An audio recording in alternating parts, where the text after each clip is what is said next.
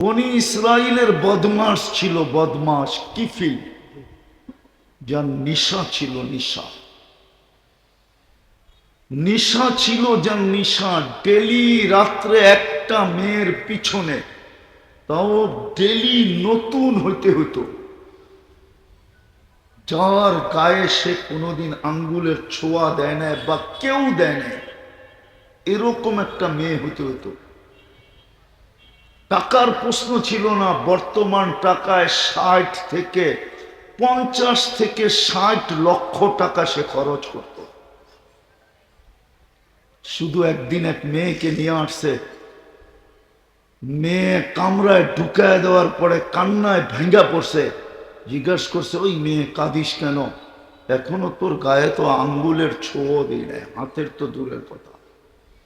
বলছে, শোন কিফিল, আমি বাজারি মেয়ে না, এটা আমার পেশা না, বিপদ আমাকে তোর হাতে ধরা দিতে বাধ্য করছে। এমনই এক বিপদ আমার সামনে আসছে যে আমি তোর হাতে ধরা দেওয়া ব্যতীত আমার কাছে কোনো রাস্তা ছিল না। কিন্তু কাঁদি কেন জানিস? যেই চেহারাটা দেখা তুই আমাকে সিলেক্ট করলি, নির্বাচিত করলি, ওই চেহারাটা তো আল্লাহরই দেওয়া। কালকে আমি এই চেহারাটা আল্লাহকে কি করে দেখাবো যদি আজকে দাগ লেগে গেল? তীর কেন, বুলেট মারলেও মনে হয় কিফিলের দিলে এত জোরে লাগতো না, এত জোরে লাগছে। আর একটা চিৎকার বিচার জমিনে পড়ে গেছে। বলছে, বোন, এখনো তো তোর গায়ে আঙ্গুলেরই ছোঁয়া দিলাম না, আল্লাহর ভয়ে তাতেই তোর এই অবস্থা। এলে আমার কি হবে কালকে? আমার কি হবে? টাকার থৈলি তোকে উঠায় দিয়া দিলাম, তোর গায়ে আঙ্গুলের ছোঁয়া দিব না। একটা অনুরোধ করব, যদি তুই রাখিস। বলছে, সেই অনুরোধটা কি? বলছে, সেই অনুরোধটা কি? বলছে, হাত দুটা উঠায় চোখের পানি দিয়ে আল্লাহকে বইলা দে, আমি তওবা করলাম, তওবা। ওই রাত্রি কিফিলের মৃত্যু। হাদিসের কিতাবে লেখা আছে, ঘরের দরজায় স্বর্ণ অক্ষরে লেখা উঠছে, কদ গফার আল্লাহু লিকিফলিন, আল্লাহ কিফিলকে মাফ করে দিয়েছেন।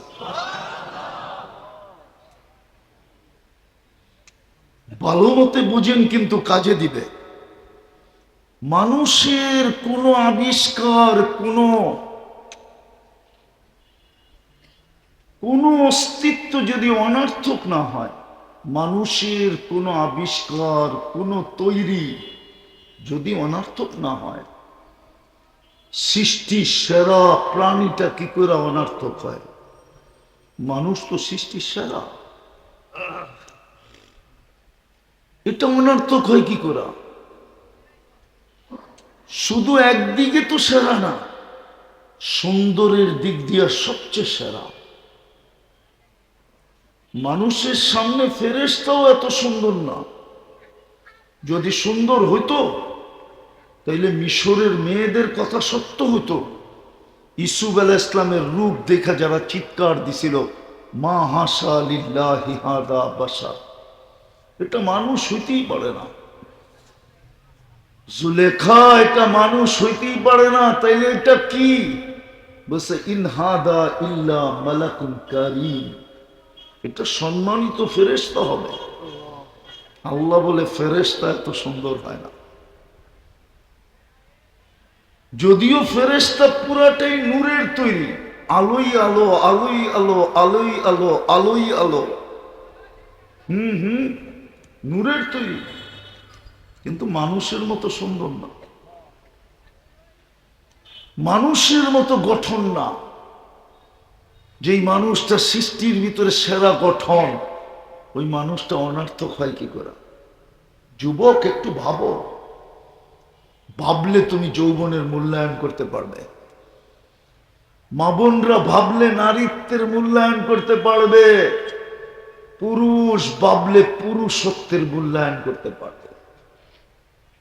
সমাজে যারা ছোট, ওরা ভাবলে মূল্যায়ন করতে পারবে। সমাজে যারা বড় ওরাও যদি ভাবে তো মূল্যায়ন করতে পারবে। সমাজে যারা আধিপত্যওয়ালা ওরাও যদি ভাবে তো মূল্যায়ন করতে পারবে। সমাজে যারা অধীনস্থ ওরা ভাবলেও মূল্যায়ন করতে পারবে। বাড়িওয়ালা যদি ভাবে তো মূল্যায়ন করতে পারবে, বারাটিয়া ভাবলেও মূল্যায়ন করতে পারবে। এটাই তো কোরআন বুঝাইছে, তুমি অনার্থক না। এই জন্যই আমি শুরু করলাম, একটু ভাবেন। বাবার মতো ব্রেন দিছে আল্লাহ, সুপার ব্রেন। মানুষের মতো ভাবনাশীল ব্রেন আল্লাহ কোন সৃষ্টিকে দেন। ওলামা আমার সাথে একমত হবে, যেই ফেরেশতা সুবহানাল্লাহ পারে ও আলহামদুলিল্লাহ যে আসে এটাই জানে না। কসম খোদা, জানি না ওলামা একমত হবে কিনা। যে আলহামদুলিল্লাহ, আল্লাহ যাকে আলহামদুলিল্লাহ শিখাইছেন, এই জন্য তো ফেরেশতারা বলছে লা ইলমা লানা ইল্লা মা আল্লামতানা। যতটুক শিখাইছেন এর বেশি আমাদের কাছে কিচ্ছু নাই। এর থেকে উঠানো তার বিরুদ্ধে যায় না, পাগলের বিরুদ্ধে কলম যায় না। দুই কাদের কলম হোক আর আল্লাহর কলম হোক, পাগলের বিরুদ্ধে যায় না। রুফিয়াল কলম মজনুন হাত্তা ইয়াবরা। পাগলের বিরুদ্ধে কখনো কলম যায় না যতক্ষণ পর্যন্ত সে ভালো না হয়।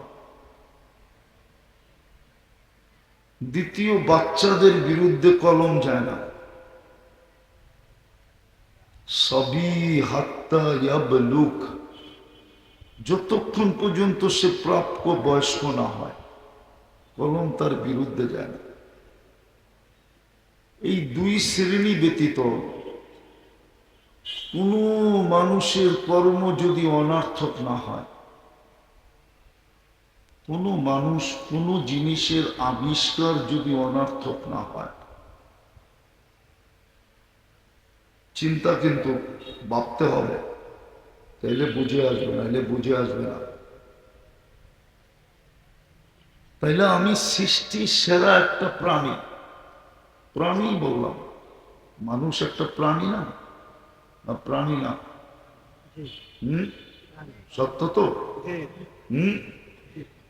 সৃষ্টির সেরা একটা প্রাণী অনর্থক হই কি করে? ভাবতে হবে, নাইলে বুঝে আসবে না। সময় কিন্তু তার গতিতে কেটে যায়, আমার দিকে একবারও তাকায় দেখে না। মানুষ সময়ের জন্য অপেক্ষা করে স্টেশনে বসা, এয়ারপোর্টে বসা সময়ের অপেক্ষা করে, স্টেশনে বসে সময়ের অপেক্ষা করে, কিন্তু সময় কিন্তু কারো জন্য অপেক্ষা করে। ঠিক আমাদের জীবনের গতিটাও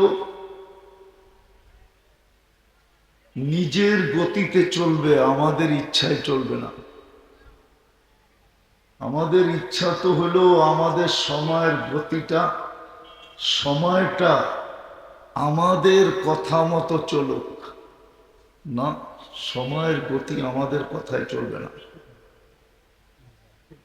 আমাদের জীবনের গতিটা, সময়ের গতিটা যিনি হায়াত দিছেন, জীবন দিছেন, ওনার কথা মতো চলে।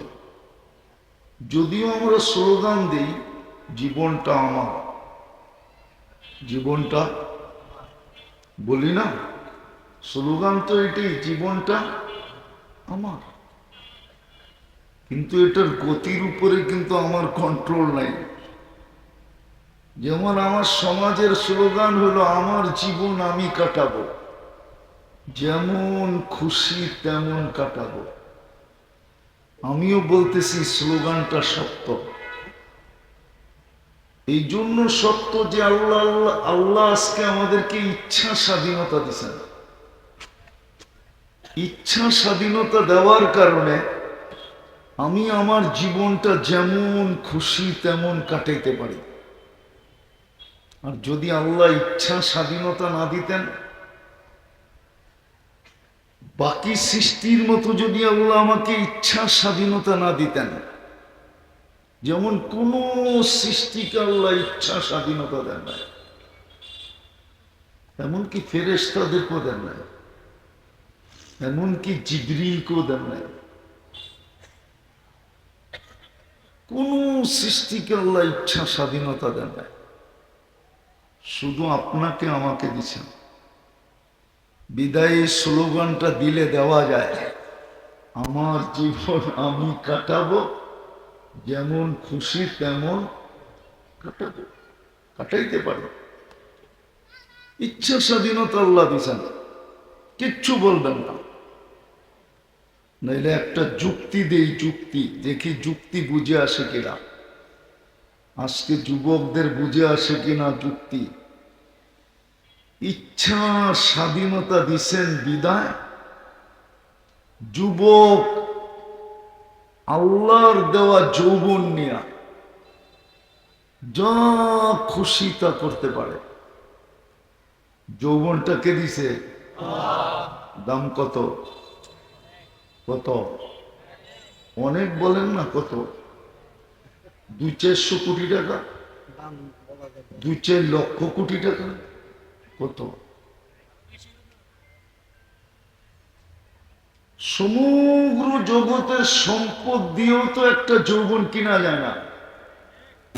যদি কিনা যাইতো তাহলে দুনিয়ার কোনো না কোনো দেশের হারবালে যৌবন পাওয়া যেত। আমেরিকান হারবালে তো যৌবন নাই, চাইনিজ হারবালেও তো যৌবন নাই, মডার্ন হারবালেও যৌবন নাই, হামদর্দ হারবালেও যৌবন নাই, কোথাও যৌবন পাওয়া যায় না। তাহলে যুবক এত বড় দামি যৌবন নিয়া দিছে কে? কে দিছে? ওটা নিয়ে মন ইচ্ছা মতো চলতে পারতো না। এত দামি জিনিস, ওটা নিয়ে মন ইচ্ছা মতো চলবে কোনোদিন সম্ভব ছিল না। তো আল্লাহ ইচ্ছা স্বাধীনতা দিছেন বিদায় এই স্লোগানটা দেওয়া যায়, আমার জীবন আমি কাটাবো, যেমন খুশি তেমন কাটাবো। আল্লাহ বলে কাটাও, তোমাকে ইচ্ছা স্বাধীনতা দিছে। দ্বিতীয় হলো নাদিরুন কাইফা তা'মালুন। আল্লাহ একটু ছোট কথা বলছে, আমি তাকায় তাকায় দেখি তুমি করো কি। দেখতেছি, শুধু দেখি না, সুরক্ষাও হইতেছে। কিরামান কাতিবিন ইয়ালামুনা মা তাফআলুন। 24 ঘন্টা যা করো সব টেকনোলজি দিয়া ভিডিও হইতেছে, ভিডিও, অডিও না, ভিডিও। 2 ফেরেশতা সব ভিডিও করতেছে 24 ঘন্টা। দ্বিতীয়, মা মিন কওলিন ইল্লা লাদাইহি রাকিবুন আতীদ। আজকাল দেখেন না মিডিয়ায় অডিও কল ফাঁস হয়, দেখেন না মিডিয়া, মনে হয় বোঝে না,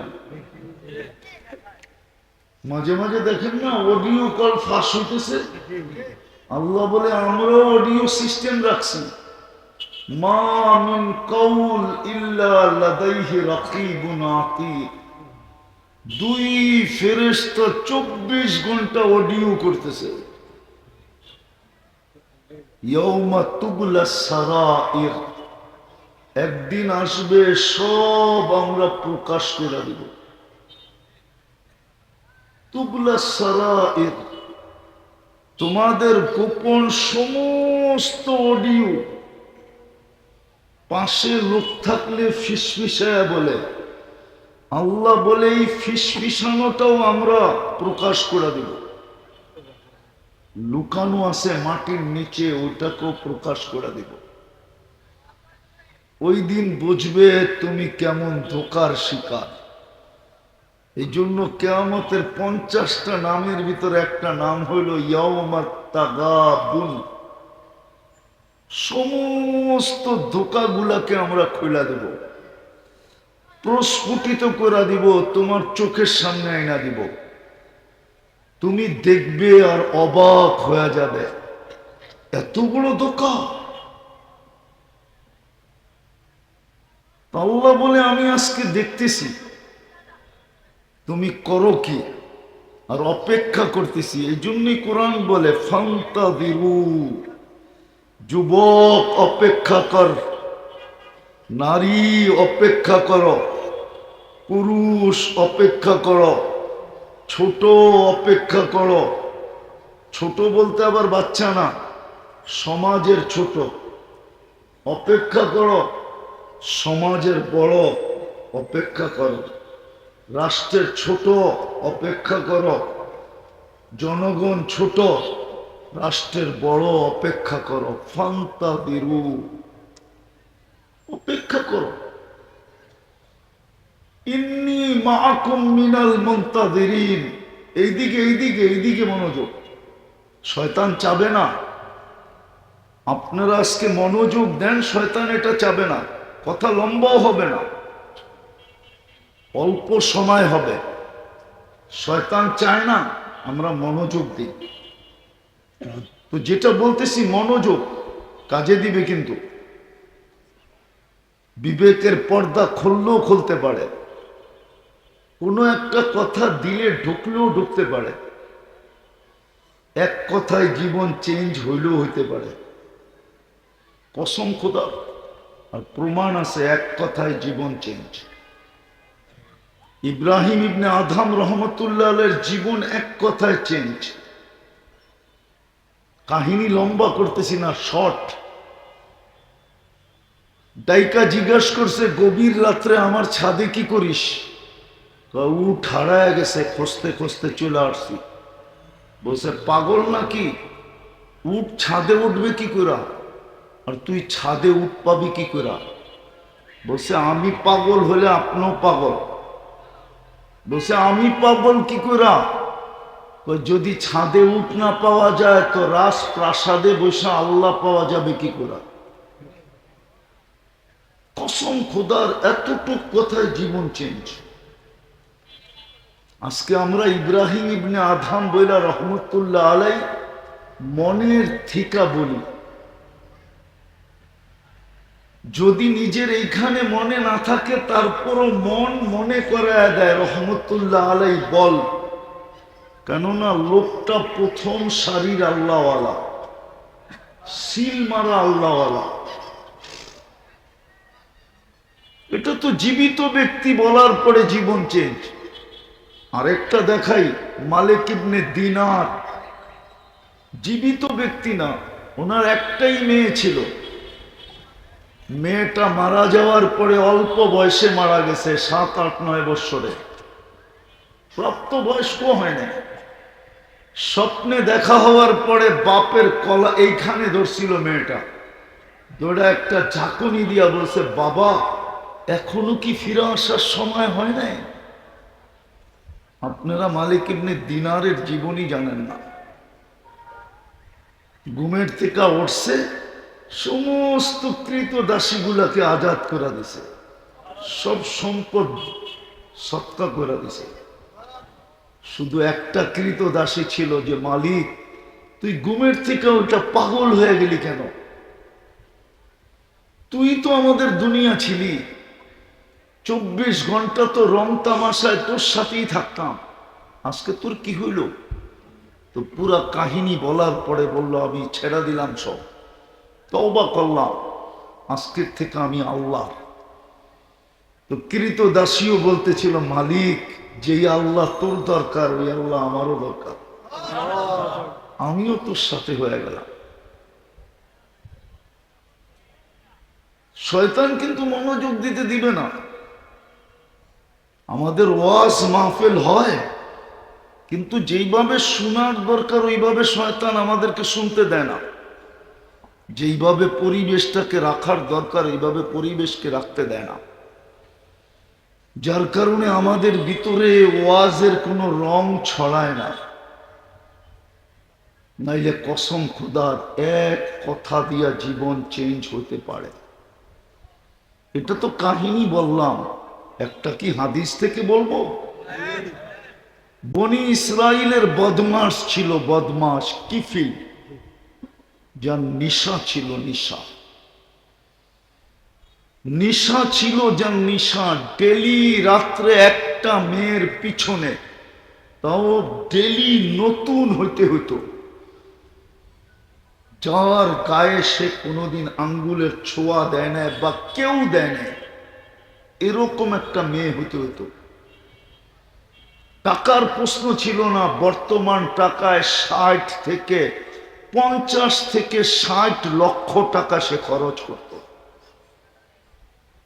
শুধু একদিন এক মেয়েকে নিয়ে আসছে, মেয়ে কামরায় ঢুকায় দেওয়ার পরে কান্নায় ভেঙ্গা পড়ছে। জিজ্ঞাস করছে, ওই মেয়ে কাঁদিস কেন? এখনো তোর গায়ে তো আঙ্গুলের ছোঁয়া দিই নাই, হাতের তো দূরের কথা। বলছে, শোন কিফিল, আমি বাজারি মেয়ে না, এটা আমার পেশা না, বিপদ আমাকে তোর হাতে ধরা দিতে বাধ্য করছে। এমনই এক বিপদ আমার সামনে আসছে যে আমি তোর হাতে ধরা দেওয়া ব্যতীত আমার কাছে কোনো রাস্তা ছিল না। কিন্তু কাঁদি কেন জানিস? যেই চেহারাটা দেখা তুই আমাকে সিলেক্ট করলি, নির্বাচিত করলি, ওই চেহারাটা তো আল্লাহরই দেওয়া। কালকে আমি এই চেহারাটা আল্লাহকে কি করে দেখাবো? যদি আজকে দাগ লেগে গেল, তীর কেন বুলেট মারলেও মনে হয় কিফিলের দিলে এত জোরে লাগতো না, এত জোরে লাগছে। আর একটা চিৎকার বিচার জমিনে পড়ে গেছে। বলছে, বোন, এখনো তো তোর গায়ে আঙ্গুলেরই ছোঁয়া দিলাম না, আল্লাহর ভয়ে তাতেই তোর এই অবস্থা, তাহলে আমার কি হবে কালকে? আমার কি হবে? টাকার থৈলি তোকে উঠায় দিয়া দিলাম, তোর গায়ে আঙ্গুলের ছোঁয়া দিব না। একটা অনুরোধ করব, যদি তুই রাখিস। বলছে, সেই অনুরোধটা কি? বলছে, সেই অনুরোধটা কি? বলছে, হাত দুটা উঠায় চোখের পানি দিয়ে আল্লাহকে বইলা দে, আমি তওবা করলাম, তওবা। ওই রাত্রি কিফিলের মৃত্যু। হাদিসের কিতাবে লেখা আছে, ঘরের দরজায় স্বর্ণ অক্ষরে লেখা উঠছে, কদ গফার আল্লাহু লিকিফলিন, আল্লাহ কিফিলকে মাফ করে দিয়েছেন।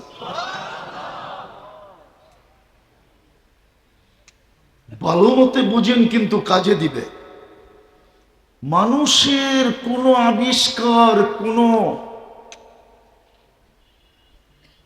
কোনো অস্তিত্ব যদি অনর্থক না হয়, মানুষের কোনো আবিষ্কার, কোনো তৈরি যদি অনর্থক না হয়, সৃষ্টি সেরা প্রাণীটা কি করে অনর্থক হয়? মানুষ তো সৃষ্টির সেরা, এটা অনর্থক হয় কি করে? শুধু একদিকে তো সেরা না, সুন্দরের দিক দিয়ে সবচেয়ে সেরা। মানুষের সামনে ফেরেশতাও এত সুন্দর না। যদি সুন্দর হইতো তাইলে মিশরের মেয়েদের কথা সত্য হতো। ইসুফ আলাইহিস ইসলামের রূপ দেখা যারা চিৎকার দিছিল, মা হাসা লিল্লাহি হাদা বাশার, এটা মানুষ হইতেই পারে না। জুলেখা এটা মানুষ হইতেই পারে না, তাইলে এটা কি? বলছে, ইন হাদা ইল্লা মালাকুন কারীম, এটা সম্মানিত ফেরেশতা হবে। আল্লাহ বলে, ফেরেশতা এত সুন্দর হয় না। যদিও ফেরেশতা পুরাটাই নূরের তৈরি, আলোই আলো, আলোই আলো, আলোই আলো, আলোই আলো, নূরের তৈরি, কিন্তু মানুষের মতো সুন্দর না, মানুষের মতো গঠন না। যেই মানুষটা সৃষ্টির ভিতরে সেরা গঠন, ওই মানুষটা অনর্থক হয় কি করে? যুবক, একটু ভাবো, ভাবলে তুমি যৌবনের মূল্যায়ন করতে পারবে।